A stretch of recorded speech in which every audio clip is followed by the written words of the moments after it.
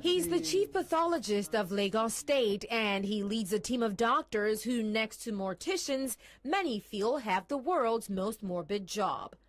Here you have the morgue, the private establishment. If we have to do an autopsy, bodies are rolled in through that door into the autopsy room. We do the autopsy and the bodies go back. Obafunwa and his team are responsible for making sure the more than 100 victims of last month's tragedy are properly identified and reunited with their loved ones. The volume of work is overwhelming. On the average, maybe about 4 to 6 autopsies a day. But with this crisis, there were covering about 20 autopsies a day, one occasion about 21, 22, both centers.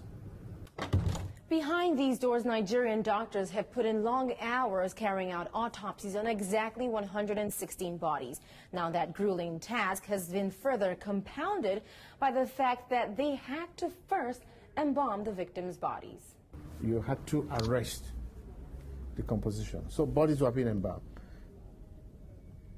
meaning that we now had to conduct autopsies on embalmed bodies as opposed to fresh bodies, which makes it more difficult, not just in terms of physical demands, but also in terms of the rather toxic atmosphere.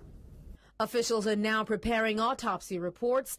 Once the DNA results are in, death certificates for the South African victims will be handed over to embassy officials. It's likely to take at least 2 weeks before the bodies can be returned to their families. Adaure Achumba, Lagos.